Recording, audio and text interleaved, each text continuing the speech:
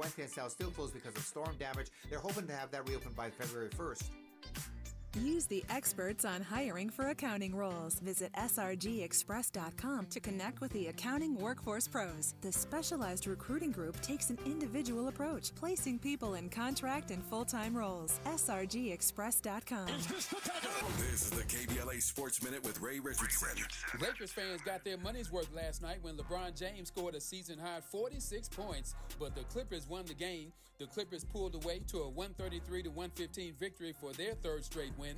The Clippers are 10-0 against the Lakers with Tyronn Lue as their coach. A huge night for LeBron. He made a record 9 3-pointers. LeBron is the first player to score 40 points or more against all 30 NBA teams. Before the game, the Lakers and Clippers had a moment of silence for the 11 victims in the Monterey Park mass shooting Saturday night. The Lakers are expecting to have Anthony Davis in the lineup for tonight's home game against San Antonio. AD missed the last 6 weeks with a fractured bone in his right foot. Davis will be limited to 20 to 24 minutes. No debates, no speculation, just the info you need. That's your KBLA Sports Minute. I'm Ray Richardson. Stay with us for more news, opinions, and conversation on KBLA Talk 1580. We've got a lot to talk about. When you're the victim of a car accident, hiring the right law firm can be the difference between a rewarding settlement and striking out. Call the pros at MVP Accident Attorneys at 833-MVP-WINS for your free consultation. Call on me, your MVP. You have something special. You have greatness in you. Hello, I'm Les Brown, and I am thrilled to be joining KBLA Talk 1580. Yes, Black History Month. It's going to be an exciting time. I'm going to be on exclusively on KBLA Talk 1580. Now listen to me. You can hear me at 11 a.m., and if you miss me then, well, you can catch me at 6 p.m. on the way home. We're going to share with you strategies and techniques on how you can begin to live your greatness, how you can begin to make the things happen in your life and live a life that matters, a life that will allow you to make a greater impact. This is your time. You were born and preserved for such a time as this. Make sure you listen exclusively on KBLA Talk 1580 in the morning at 11 a.m. and in the evening, if you miss me on the way home, you can listen at 6 p.m. This is your time. You have something special. You have greatness in you. We're going to share with you how you can leap and grow your wings on the way down. Take a chance on you. Bet on you and your dreams. This is your time. This is your moment. Make sure you join me. Don't you miss an episode, because this is going to change your life. Yes, on KBLA Talk 1580. Oh yes, you got to be hungry. I'll be looking for you.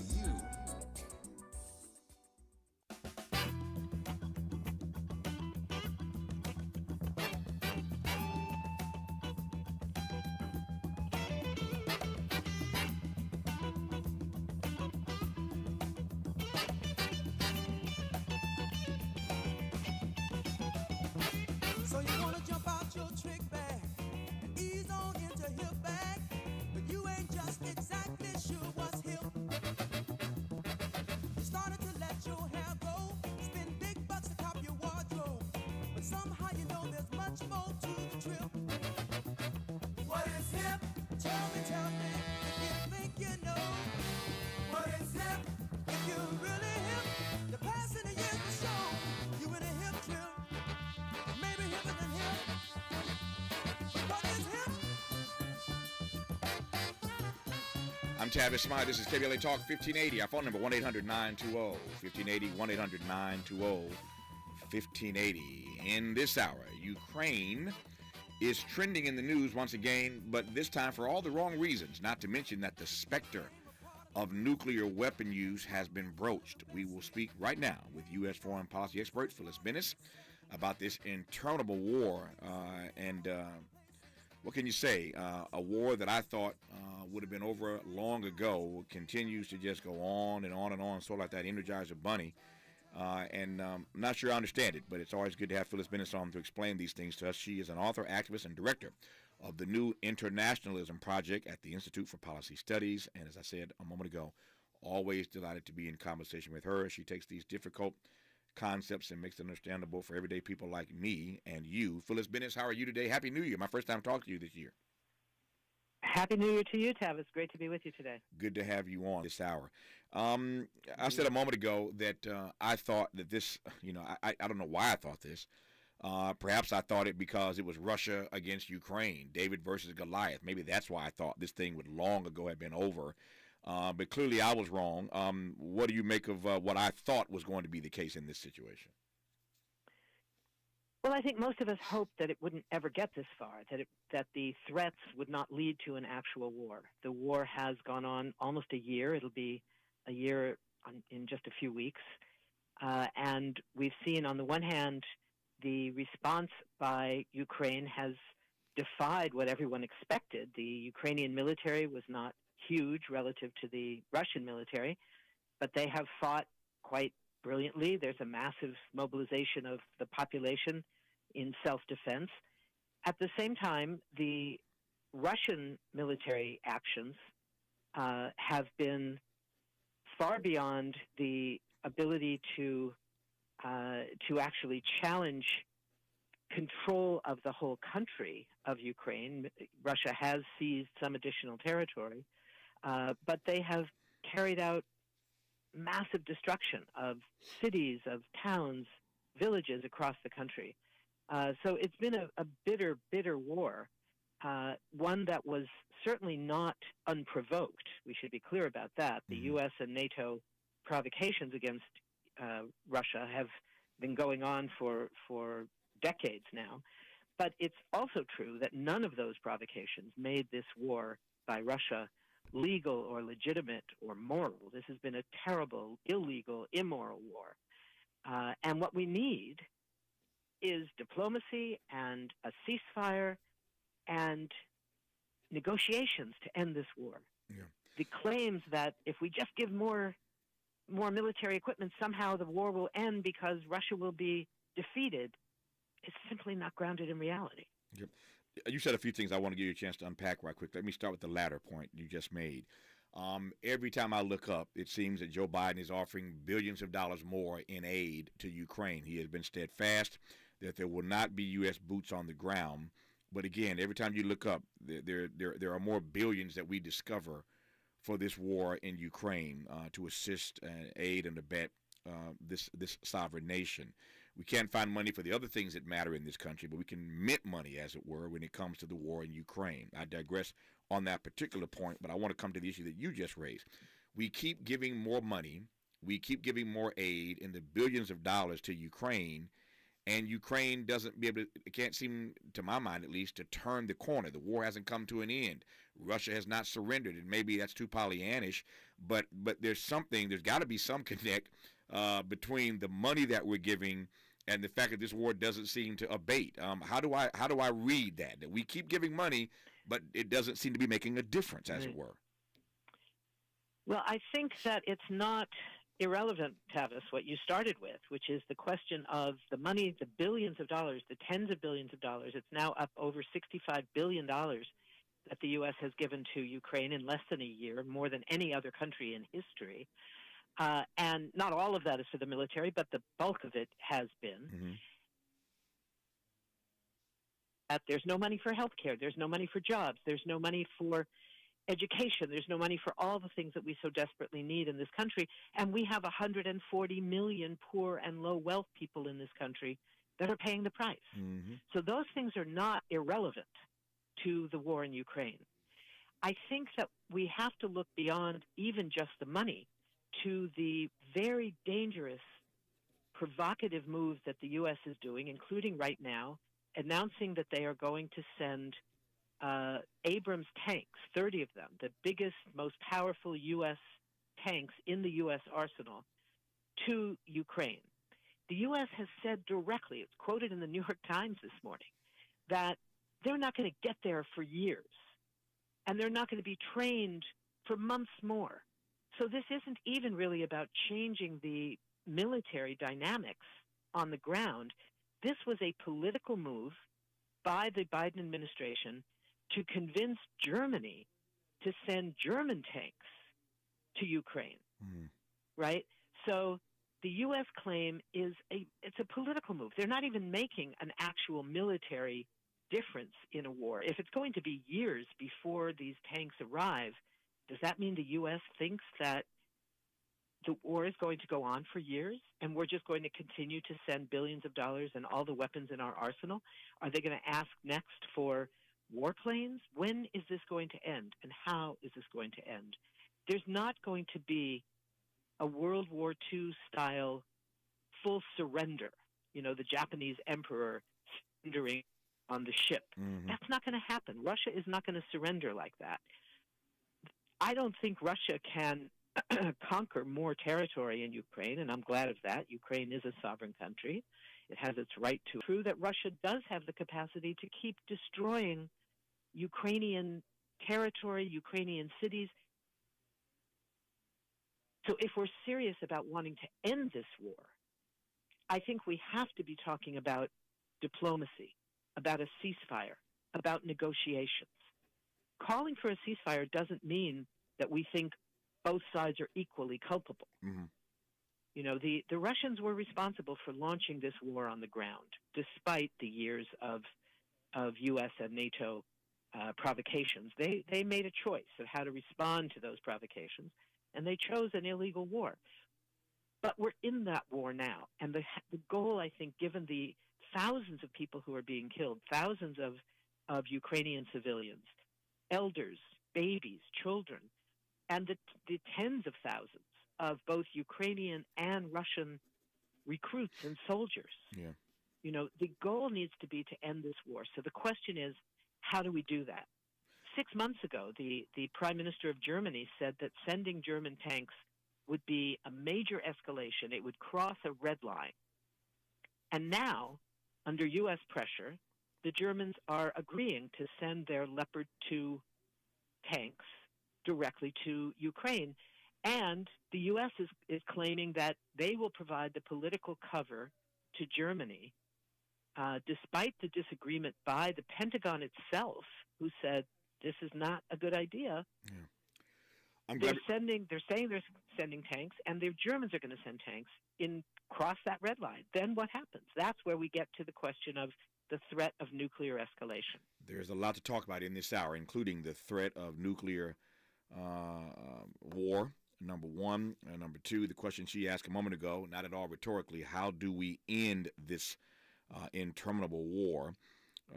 We'll get to that and a great deal more as we move through this hour with Phyllis Bennett. You heard her say a moment ago that the numbers now sits at about $65 billion. And so these are never sexy subjects, but I raise this because we need to come back to it certainly time and time again, as long as this war is going on and as long as your tax dollar input keeps going up. The number now, again, $65 billion of your money.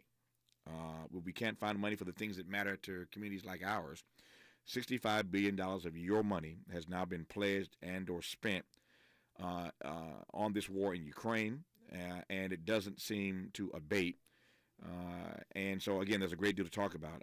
We'll talk in a moment here about what we've been talking about on this program the last couple of weeks, given that we just celebrated the King holiday, his triple threat that he laid out facing this democracy: racism, poverty, and militarism. You heard Phyllis Bennett moments ago make the link between poverty and militarism. So much more to talk about as we move through this hour with Phyllis Bennett on KBLA Talk 1580. We've got a lot to talk about. Good thing we've got 3 hours. More of Tavis Smiley when we come forward. Everyone needs health insurance, and you can sign up for it through Cover California. It's a free service from the state that helps you find and pay for health insurance. We work with brand name companies to offer quality plans that cover preventive care, doctor visits, emergency care, and more. You'll even be able to find out how much financial help is available for you. Many who enroll with us pay as low as $0 per month. Regardless of how much you make, you should go to coveredca.com and see how we can help you. Cover California, this way to health insurance. Enrollment ends January 31st. The Venture X card from Capital One gives you premium travel benefits, perfect for seeing Taylor Swift The Eras Tour. Presented by Capital One. Ooh, I do love her. Earn 5 times miles on flights and 10 times miles on hotels through Capital One Travel. Enjoy your stay in Suite 13. Whoa, 13? That's Taylor's lucky number. The Venture X card from Capital One. What's in your wallet? Terms apply. See CapitalOne.com for details. If you like burritos, which you do because everyone does, you should try Taco Bell's Chipotle Ranch and Salsa Verde grilled chicken burritos. These masterpieces start with a warm flour tortilla that we stuff with grilled chicken. But the real stars here are the bold sauces, Chipotle Ranch or Salsa Verde. In fact, the chicken is the stage upon which these sauces shine. Like this mic is a stage for me to spotlight my theatrical range. 2 chicken burritos, 2 bold flavors, $2 each. Order on the Taco Bell app. At participating U.S. Taco Bell locations for a limited time only. Contact local store for prices, hours, and participation which vary. Tax extra while supplies last. In recent editions of the Los Angeles Standard newspaper, read about Karen Bass's plan to curb crime and homelessness. Black merchants purchase a building in Leimert Park Village. The California Task Force to study reparations report. Local HBCU advocates Brandon Miller and Nicole Ford jump the broom. Interior designer Tamara Marie creates environments in people's homes that invoke positive emotions. Black alumni from UCLA and USC's annual joint football tailgate. Introductory aviation and aerospace programs for black youth. The Handy Foundation trains people of color for behind-the-scenes jobs in the film industry. Black-owned LA Grind Coffee and Tea Bar in Mid-City. And black-owned 1010 Wine and Events in Inglewood. Read about these stories at www.lastandardnewspaper.com. Let's unpack a little bit more with Tavis Smiley. The conversation continues right now. It does indeed with Phyllis Bennis, who is an author, activist, and director of the New Internationalism Project, ACT, the Institute for Policy Studies. Continuing our conversation now about this war in Ukraine that, again, seems to have no end. Even after we've contributed, donated $65 billion of U.S. money and counting to this war in Ukraine, they can't seem to win it. Whatever winning it means. We'll talk to Phyllis about that in a moment ago. What does winning mean? She said earlier that Russia's not going to just stand up. Putin's not going to stand up and say we lost, we surrender, and wave a white flag. It ain't going to happen like that. I don't know if Gil Scott Heron was right that the revolution will not be televised, but that is not how Russia is going to surrender, if they ever surrender in this war. So there's a great deal to talk about. Given that our contribution of U.S. tax dollars continues to rise, again, even as the war does not abate in Ukraine. Before I get to some of these other issues that I want to interrogate, we've already raised, and some others that are not on the docket as yet, Phyllis, I want to go back before I get too far away from it. From this comment you made that I want to make sure that the audience understands, because you said two things, and I don't find these things incongruent. I just want to give you a chance to square them for the audience. You said more than once in this conversation that this war was not unprovoked.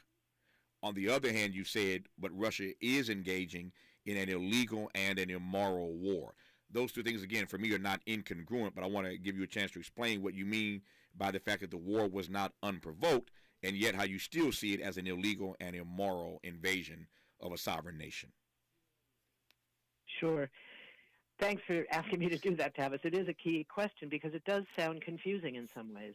We often hear that this war was unprovoked, illegal, etc. And the problem is there were provocations that began when the Soviet Union collapsed. Many of us believe that when the Soviet Union collapsed in 1991, that should have also been the end of the NATO anti-Soviet military alliance. That's what NATO was designed to do, was to mobilize the U.S., Canada, and Europe against the Soviet Union and its allies in Eastern Europe. And when that no longer existed, the raison d'etre of NATO disappeared, and it should have dissolved. It should have declared victory and said, did the job, we're done here. Instead, NATO was given a bunch of new assignments. It played a role in Afghanistan. It took the lead in the war in Libya and other places outside of Europe, outside of what it was originally designed to do.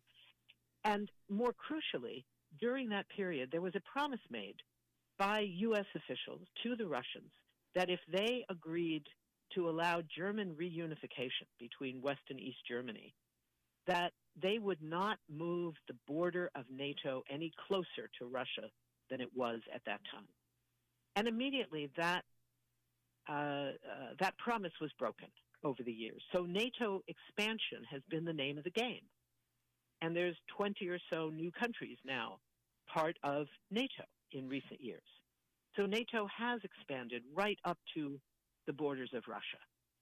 That itself is a provocation. But beyond that, the U.S. has stationed nuclear weapons in 5 different European countries. And who's the target of those nuclear weapons? It's mainly Russia. So that's another kind of provocation. So there's been a series of provocations, some of which were diplomatic actions, and these were long-standing problems.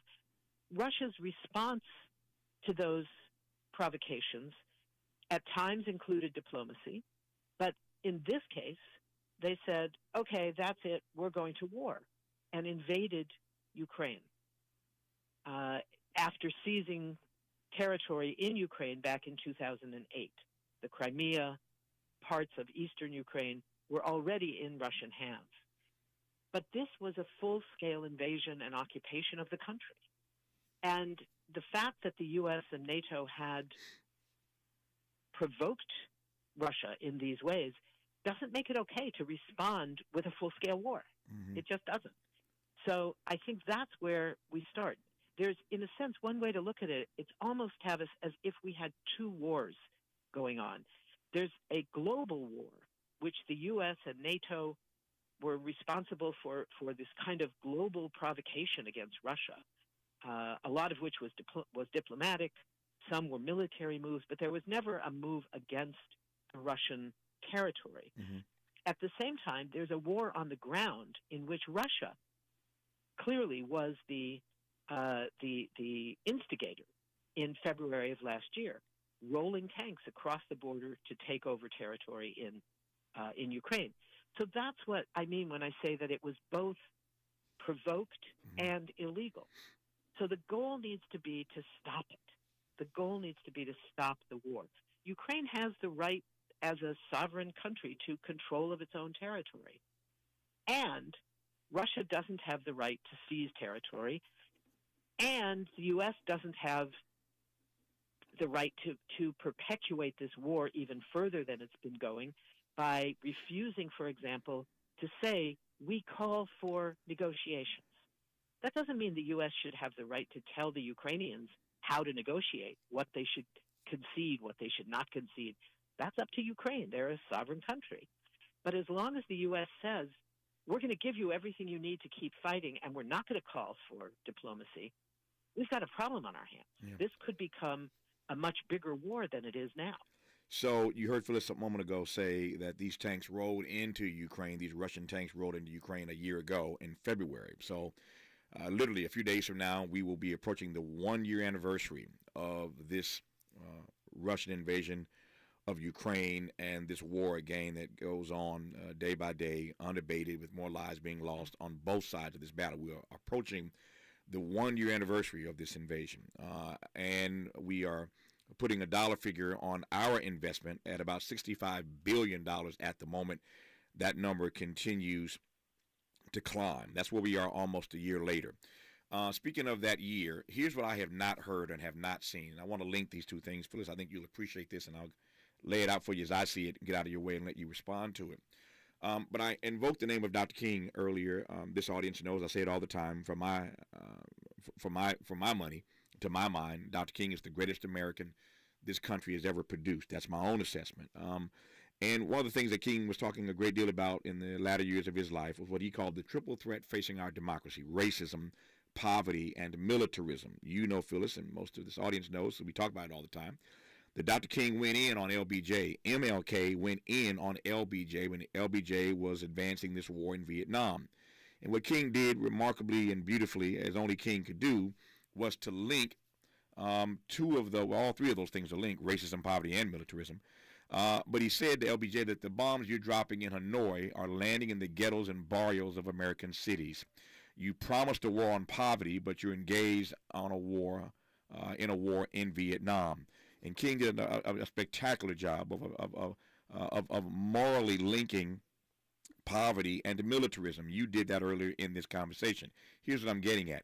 At the national level, I've heard no one really challenge the president on the moral question of linking, the moral issue of linking poverty and militarism. When you're spending $65 billion over there, there's a whole lot of stuff over here that's not getting done. And yet I hear no one. Everybody's like, yes, yes, yes. We're on the side of democracy. We're on the side of Ukraine. Russia is wrong. We hate Vladimir Putin. Okay, I'm like you in this regard, Phyllis. Those things can be true, but it can also be true. And. Exactly. It's not either or, it's both and. I understand that argument. Exactly. But what about the argument, where are the people pushing the president, raising this issue, linking poverty at home and military excursion abroad? Well, you raise a critical question, Tavis, and I think there are people who are doing it. I think Reverend William Barber, yes, on Christmas Eve, gave an extraordinary moral call in the form of a sermon. I'm very proud to work with Reverend Barber very often on the issue of militarism in the context of the new Poor People's Campaign. And his call was rooted in, it was that 108th anniversary of the Christmas Eve truce during World War I. That is this incredible story. It's a magical story of something that happened in the trenches of Belgium, where German troops on the one side and French and British troops on the other side had been fighting each other for 6 months. It was wet, it was cold, they were desperate, and somehow on Christmas Eve, they came out of their trenches and they came into what was known as no man's land, and they greeted each other, they exchanged gifts, they sang Christmas carols together, they played soccer. Somebody had a soccer ball they found somewhere. And the fighting stopped for a day and then another day. And it didn't end the war, but it provided a model of how people could stop a war. And Reverend Barber took that story and brought it up to today about Ukraine and about other wars that are going on in Somalia and in Libya and in Afghanistan and in Iraq and in places around the world, because while the U.S. is now claiming that the new military focus is on our so-called near-peer competitors, meaning Russia and China, the wars of the so-called global war on terror are not over. They're still being fought too, just not on the front pages. And I think what was so important about Reverend Barber's sermon that night, his moral call, and the notion of exactly what you're talking about from Dr. King, this intersection between racism, poverty, and militarism, and climate. If Dr. King were alive today, he would put climate right in there. Yep. With those three, it would be quadruplets instead of triplets. It's the linkage between those concepts, between those evil realities, that make our struggle for this kind of pressure to end this war so crucial. So part of it is about the money. The $65 billion we've already spent, $50 billion is being debated in Congress as we speak for additional money for Ukraine, both military and other forces. And the fact that we are talking about a military budget this year of $858 billion, almost $1 trillion. That's 53%, more than half of the entire federal budget that Congress gets to determine. So the question of what Dr. King posed to Lyndon Johnson when he said, we can't make real your claim to support a war on poverty as long as you're waging war in Vietnam, in his Riverside Church speech of 1967, which you made that wonderful film about years ago, Tavis, on the 50th anniversary then. That day, this is still the notion of the immorality of war is linked to the immorality of poverty, which is linked to the immorality of racism. Let me cut in right quick there, get some news, traffic, and sports out of the way. She's on a roll, and I don't want to stop her, but I have to for news, traffic, and sports. We'll continue with Phyllis Bennett in a moment on KBLA Talk 1580. This is KBLA Talk 1580, where we turn red lights to green lights and keep it moving. I'm Mike Moore. Here's the latest from the Black Information Network. In Tennessee, opening statements are underway in the trial of two African-American men accused of murdering a Nashville nurse in an alleged road rage incident. Devontae Hill and James Cowan are accused of fatally shooting Caitlin Kaufman in December of 2020. The 26-year-old Kaufman was on her way to work as an ICU nurse at St. Thomas West Hospital. Cops say 6 rounds were fired into her vehicle. We're now learning a vast majority of Americans approve of the appointment of a special counsel to investigate President Biden. That's according to a new poll from CNN, which says 8 in 10 people want to know the circumstances of why classified documents were found at Biden's personal residence and former office. And that's the latest. I'm Mike Moore from your 24/7 news source, the Black Information Network, and VINnews.com. Working a wreck in Carson now on that 405 North at Alameda Street. We've got a crash now onto the right shoulder. The slow drive starts right around Woodruff. Silver Lake, Atwater Village on that 5 north at the 2. Stalled vehicle stuck in the right lane. We're busy here from that 10. And Commerce, a collision from earlier, made it to the right shoulder, but a busy drive here on that 710 south at Washington. That wreck to the right around Cesar Chavez is where you're on and off the brakes.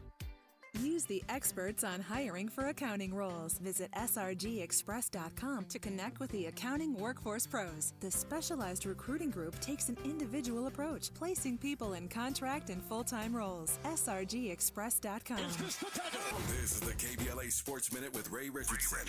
Lakers fans got their money's worth last night when LeBron James scored a season-high 46 points, but the Clippers won the game. The Clippers pulled away to a 133-115 victory for their third straight win. The Clippers are 10-0 against the Lakers with Tyronn Lue their coach. A huge night for LeBron. He made a record 9 3-pointers. LeBron is the first player to score 40 points or more against all 30 NBA teams. Before the game, the Lakers and Clippers had a moment of silence for the 11 victims in the Monterey Park mass shooting Saturday night. The Lakers are expecting to have Anthony Davis in the lineup for tonight's home game against San Antonio. AD missed the last 6 weeks with a fractured bone in his right foot. Davis will be limited to 20 to 24 minutes. No debates, no speculation, just the info you need. That's your KBLA Sports Minute. I'm Ray Richardson. Stay with us for more news, opinions, and conversation on KBLA Talk 1580. We've got a lot to talk about. When you're the victim of a car accident, hiring the right law firm can be the difference between a rewarding settlement and striking out. Call the pros at MVP Accident Attorneys at 833-MVP-WINS for your free consultation. Call on me, your MVP. Get ready for an intimate evening with Life Jennings. Valentine's Night, February 14th at the Redondo Beach Performing Arts Center. Doors open at 7 p.m., showtime 8. Advance tickets start at $65. Life Jennings and special guests.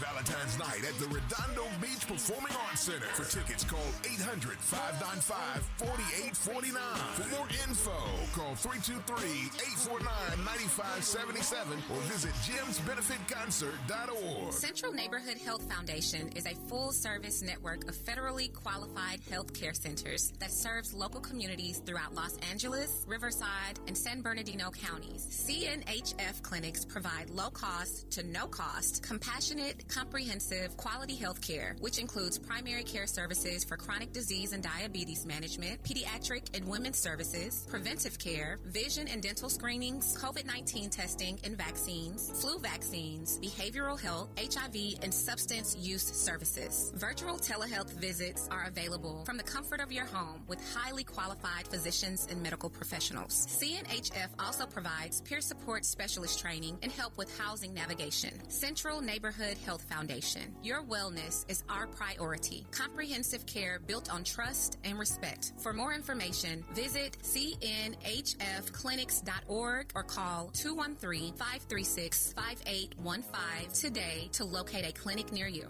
Thinking about hosting a podcast and don't know where to start? Morris Media Studios has you covered. We're a professional podcast and voiceover studio located in Leimert Park. We specialize in recording and live streaming audio and video podcasts. Let us help you set up, record, and distribute your podcast. Hosting a podcast is a great way to bring awareness to your business, product, or good cause. For more info, visit morrismediastudios.com or give us a call at 323-815-4204. Less BS per broadcast. Fewer microaggressions per megawatt. KBLA Talk 1580. Back to our conversation now with Phyllis Bennis, the author, activist, and director of the New Internationalism Project at the Institute of Policy for Policy Studies, an expert on all things foreign policy. We are talking in this hour about the ongoing war in Ukraine, the interminable war in Ukraine. In case you've just tuned in after News, Traffic, and Sports, let me tell you where we are at this moment. In a few days, we will be at the one-year anniversary. It was last February that these these Russian tanks, rolled into Ukraine. So we are approaching the one-year anniversary of this war in Ukraine, a war that Phyllis Bennett calls illegal and immoral, although not altogether unprovoked by the U.S. So we're approaching the one-year anniversary of this war. Nothing seems to abate. The specter of nuclear war has now been raised. We'll get to that later in this conversation. The price tag for U.S. dollars, your tax dollars, sits at about $65 billion and climbing. You heard Phyllis say earlier, if you've been listening to this program already, that there's another $50 billion being debated in Congress right now. So add 65 and 50, and you'll see where you are, where we could be. But at the moment, we're sitting at $65 billion of your tax dollars. We've been linking what King called the triple threat facing this democracy: racism, poverty, and militarism, linking all three of those things together, particularly and especially poverty and militarism. When you're spending $65 billion over there, something here at home ain't being addressed or dealt with as well as it ought or might be. And so we've been talking in this hour about what it means for the U.S. to be supporting this war. Basically, the U.S. is in a proxy war, if I can put it that way. We're essentially in a proxy war with Russia. We have no boots on the ground, but it's a proxy war by any other definition that we are now waging with Russia. And we're talking about what it means to still be in this proxy war a year later, again, with the price tag rising significantly. Phyllis Bennett also told us moments ago that the U.S. military now eats up about 53% of the federal budget. Think about that. 53% of our federal budget is eaten up by the military, and that is something that we need to wrestle with as well. Phyllis, you mentioned Reverend Barber before News, Traffic, and Sports, a dear friend of yours, dear friend of mine, a guest, a friend of the station on this program regularly. And so you're right that he has been sounding off about this link between poverty and militarism and challenging the president. I regard Reverend Barber as the greatest moral leader of our time, the greatest moral leader of this moment, is how I regard Reverend Barber. He just announced he's retiring from his church down in North Carolina and opening up an institute at Yale. He's headed to New Haven, to Yale, to open an institute, as you well know, to focus on these things full time. He's giving up his pastorate and focusing full time on his poverty work and work and witness related to these issues with a new institute at Yale. And I was talking to him the other day. We'll have him on in a couple of days to talk about his new institute and what he intends to do in the days ahead. But you and I were in conversation, though, about where are the chorus of voices challenging the president specifically on this increased spending for Ukraine and making that link between poverty and militarism. Finish your thought. We'll move forward from there. Well, I think that what we're seeing is that there's a great deal of fear in official Washington about being the one who says maybe we should be thinking about diplomacy. We saw that last summer when there was a letter issued by the Progressive Caucus of Congress. 30 leading members of Congress signed on to a letter that aimed to say there needs to be a diplomatic track alongside everything else in Ukraine. And just because of the tensions around it, the letter ultimately was withdrawn. Mm-hmm. And it was one of those moments when you thought, boy, why is it that something like calling for diplomacy can be seen as politically so dangerous, right? It was a terrible thing to see. And what we're seeing now is that there's a great deal of, I hate to use the word, but I think there's a certain kind of groupthink going on that says that if you're against this war, which we all should be, mm-hmm. that somehow it's not okay to talk about a ceasefire. You know, there's reasons that we need a ceasefire, starting with the human cost, especially for Ukrainians. But there's also a global cost to this war. The global economy, a lot because of the sanctions that have been imposed on Russia, the stalls in shipping, higher prices for fuel. The result is the lack of food, hunger becoming a bigger problem than ever, and the threat of famine across the global south, particularly in parts of the Middle East and parts of South Asia. There's a huge environmental impact when instead of focusing on alternative forms of energy, those alternatives are now being sidelined, and instead new fossil fuel sources are being searched for around the world. So global warming is escalating. And then we have the problem of militarism and the military budgets around the world, especially in Europe, but also globally, following the U.S. example of pouring money into war and preparation for war instead of money that could be used to build people's lives in all of these countries. And then we get to the question of the threat of nuclear escalation.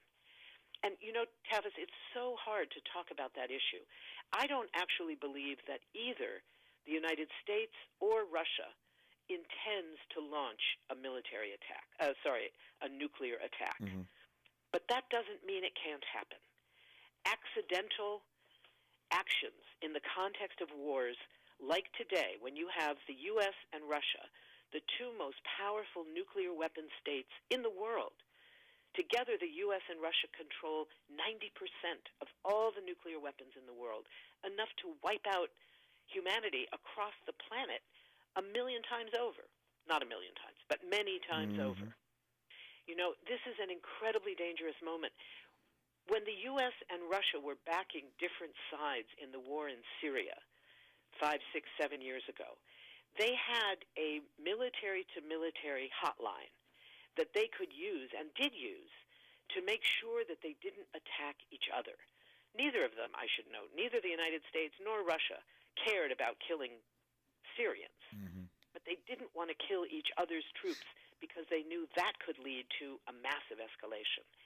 Right now in Ukraine, where the U.S. and Russia are directly facing each other off with their own equipment, all of that is going on, they don't have that kind of a hotline. They don't have a way to say, oh my God, some young soldier just made a mistake. It's not an attack on you. Pull back, pull back. They don't have a way to do that. And in that circumstance, any escalation could mount and lead ultimately to a nuclear exchange. And that, it's a small possibility, but when you're talking about nuclear weapons, any possibility that is not zero is is too much. simply too high. Yeah. Let me ask you whether or not you believe your example now, or you're teeing up the notion that an accident could happen, and accidents do in fact happen because we're human and we're not human and divine. We're just human, so accidents happen. We get that. Set that aside for a second. I'm wondering whether or not you think the notion of mutually assured destruction at this point in late modernity is enough to stave off nuclear war. No, I don't think it is. Wow. I don't think that's what lasted before. Yeah. The notion, the way the world is dealing with nuclear weapons is incredibly dangerous. On the one hand, you now have, I think it's up to 90 countries that have signed on, and maybe 60 or so have ratified the new last year's convention prohibiting nuclear weapons across the board. It makes it illegal to have them, to build them, to trade them, before you even get to using them. All of that is illegal. Straight up illegal. But none of the 9 countries that have nuclear weapons that we know about, 5 official and 4 unofficial, none of those countries have signed on. None of those countries have any intention of signing on. And what we hear instead, for example, we hear on the Russian side, we've heard direct threats of possible nuclear weapons. On the U.S. side, we've heard threats in the form of actions. The U.S. has now designated $1 trillion over 30 years to modernize and upgrade our nuclear arsenal. That's a direct threat. That's a direct threat. So both sides in Ukraine have made threats of nuclear weapons use. Again, I don't believe either government in Moscow or Washington is planning that or intends to do it. But wars have a way of controlling those who fight in them more than the fighters control the war. No, I receive that, but it's a scary thought, and a deeply troubling thought. To consider Phyllis's point of view that the notion of mutually assured destruction is not enough to hold off, to stave off nuclear war. I need to noodle on that and marinate on that for a second, because that's hard to process. But I always love the honesty and transparency of her responses in our dialogues. When we come forward and continue this dialogue with Phyllis Bennis, if members of Congress sort of get chin-checked or called on the carpet, pick your metaphor, for even raising the notion of diplomacy to end this war in Ukraine, if that's how they get treated for even raising the notion of diplomacy as the answer, then how do we end this war in Ukraine? That will be 1 year old in a few weeks from now in February, and where a price tag is now above $65 billion of U.S., that is to say your taxpayer money. How do you end it? We'll ask that question of Phyllis Bennis of the new Internationalism Project, that is, at the Institute for Policy Studies, when we come forward on KBLA Talk 1580. Be sure to like and follow Tavis Smiley at The Real Tavis Smiley and get Twitter updates at Tavis Smiley. The conversation continues when we come forward. Representative Sheila Jackson Lee wants to criminalize hate speech with the new proposed bill. Maisha Cairo here with your K-Black Minute News. Representative Sheila Jackson Lee of Texas has introduced the Leading Against White Supremacy Act of 2023. This act looks to place criminal charges on people who share hate speech. Congress.gov states that the bill will prevent and prosecute white supremacy-inspired hate crime and conspiracy to commit white supremacy-inspired hate crime and to amend Title 18 U.S. Code to expand the scope of hate crimes. Those engaging in hate speech could still face criminal charges even if they don't act on the threats. This bill further proposes penalties for anyone publishing material advancing white supremacy, white supremacist ideology, or hate speech that vilifies or is otherwise directed against any non-white person or group and such published material. I'm Maisha Cairo, and that's it for your K-Black Minute News. Life is uncertain. It's okay to feel stressed, anxious, worried, or frustrated. It's normal. With CalHope's free and secure mental health resources, it's easy to get the help you and your loved ones need when you need it the most. Call our warm line at 833-317-4673 or live chat at calhope.org today. The Los Angeles Urban League helps African American and others in underserved communities achieve true social parity, economic self-reliance, and civil rights. For over 100 years, Los Angeles Urban League has ensured our communities have access to careers with living wages, opportunities to start and grow businesses, and clear pathways to personal and professional growth. Programs like BizCamp, Construction Career Academy, Bob Business Ready, and B-Warp. The Black Wealth Attainment and Retention Program are examples of the ongoing events designed to make our centennial mission to rebuild Black Wall Street right here in LA a reality. To sign up for our newsletter or to support the Los Angeles Urban League with your time, talent, and donations, visit laul.org. That's laul.org. The Los Angeles Urban League is a proud sponsor of Urban Family Focus, Saturdays at 7 a.m. on KBLA Talk 1580. I tried to quit smoking cigarettes probably hundreds of times over the years. 2 or 3 days into quitting again, I go get into a vehicle and guess what? There's a pack of cigarettes in there. I mean, I've got the unlit cigarette in my hand. And I said to myself, why do I even try to quit if I'm going to cave so easily every time? Something clicked in my head that told me I can do this. Every attempt is part of your story to quit for good. Visit Kick It California today at kickitca.org. This is KBLA Talk 1580, where hate loses and love wins. So, Phyllis Bennis, if, again, members of Congress sort of get spanked, as it were, chin check, called on the carpet, pull your metaphor, for even raising the specter, raising the notion of diplomacy as the answer in Ukraine, I don't know what that means for how we ever end this thing. So you tell me. Means, Tavis, that we need movements. We need movements to change the political discourse, to challenge the mainstream media that is appropriately, I think, doing incredible coverage about the human cost of this war, but inappropriately answering it with demands for more militarism, demands on government officials. Why aren't you calling for more tanks to be sent? Why aren't you calling for warplanes? Why aren't you calling for a no-fly zone? Instead of saying, why aren't you calling for diplomacy? Mm-hmm. Why aren't you calling for a ceasefire? There are too many people being killed, too many Ukrainian civilians being killed. We need a ceasefire to stop it. We need to change the discourse in Washington so that it is no longer considered unacceptable to say that we need a ceasefire, that we need a set of new negotiations, that we need diplomacy. That should be our starting point for how we're going to end it. And it's up to us. Congress isn't going to lead. We have to lead. We have to make it necessary for members of Congress to say, this war has gone on long enough. We don't necessarily have to expect them to say, oh, I was wrong.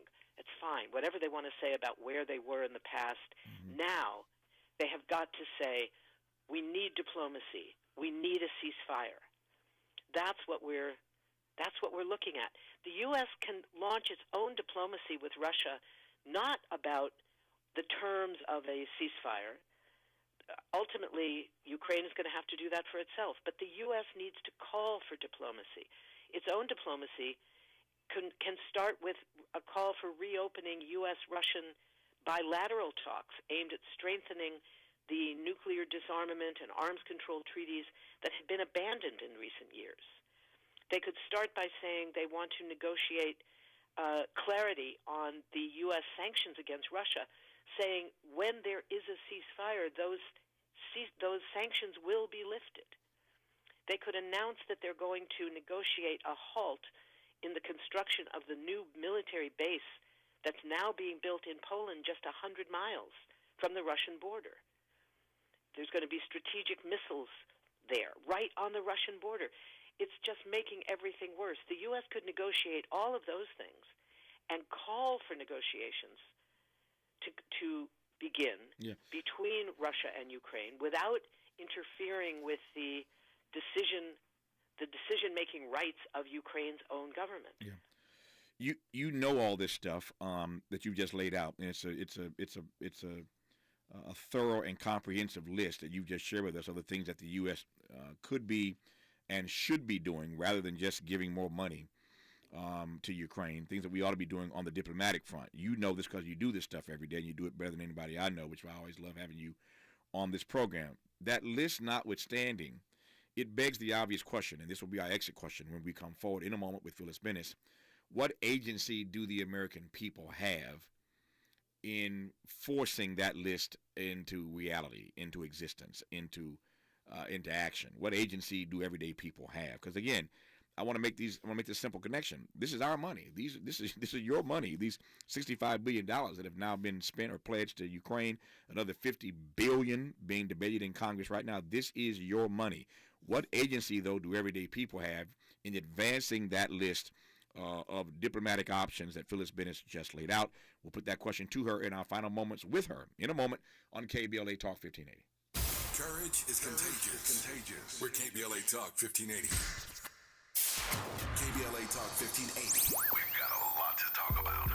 KBLA Talk 1580 joins you in standing for human rights. The Los Angeles Civil, Human Rights and Equity Department, or LA Civil Rights for short, is focused on reducing bias and injustices while leveling the playing field. LA Civil Rights does this through equity and empowerment, the Office of Racial Equity, hate prevention, upward mobility programming, and youth programming. They convene commissions and advisory councils. The Civil, Human Rights and Equity Department of the City of Los Angeles is led by founding executive director Capri Maddox and is breaking new ground for municipal governance. LA Civil Rights oversees citywide initiatives, including the Renew program, LA Repair program, and the LA for All campaign. The LA Civil Rights Department believes that the goals of equity and inclusion for all people can be achieved through hard work and collective action. To get involved and be part of the solution, report a civil rights violation, or get more information, visit civilandhumanrights.lacity.org. That's civilandhumanrights.lacity.org or call 213-978-1845. This is a community call to action from KBLA Talk 1580. Thinking about hosting a podcast and don't know where to start? Morris Media Studios has you covered. We're a professional podcast and voiceover studio located in Leimert Park. We specialize in recording and live streaming audio and video podcasts. Let us help you set up, record, and distribute your podcast. Hosting a podcast is a great way to bring awareness to your business, product, or good cause. For more info, visit morrismediastudios.com. or give us a call at 323-815-4204. Conversations that matter. You're listening to Tavis Smiley on KBLA Talk 1580. All right, many moments with Phyllis Bennis on KBLA Talk 1580. She just teed up a pretty impressive list of all the things that the U.S. government ought to be doing, should in fact be doing, to advance notions of diplomacy as a way to end this war in Ukraine rather than continue to write checks as we've been doing for the last year. The question, Phyllis, is what agency everyday people have in forcing that list into existence? We have to struggle for it, Tavis. The first thing is education. People need to learn a little bit about the notion of diplomacy, why it's not something that we should be afraid of. This is how wars end. The question is how many people have to be killed before we get there. So that means changing the political discourse. People can go to their churches and ask that the church perhaps play Reverend Barber's Christmas Eve sermon about the need for diplomacy and a ceasefire in Ukraine and elsewhere around the world. We can read alternative views of why diplomacy is needed. Your show, places like Democracy Now! that have voices that are calling for diplomacy, and then begin the process, writing letters to the editor, calling radio talk shows, sending letters to members of Congress, meeting with members of Congress and their staff at home. Let them hear from you. Let the other governing officials, whether it's statewide, city councils, all of them, should be bombarded, to use a military term, with ideas about the need for diplomacy. To say there's too many people dying, and the way to stop it is going to require diplomacy. We need to start the diplomacy now. Yeah. As we are on the eve of this one-year anniversary, do you expect things to get worse before they get better, or are you looking at anything in the last 60 seconds here that gives you reason to believe that we're about to course correct in regard to this war? Unfortunately, Tavis, I'm not seeing evidence of a course correction. I'm seeing more evidence in the opposite direction. But that's why it's so urgent that people in our organizations, in our faith houses, in all those places, in our schools, take responsibility for this war that is being waged in our name with our money and with our military equipment and weapons. That's coming from us. We have to do something different. We have to change this and shift from providing more guns, providing more weapons of war, to providing the tools of diplomacy.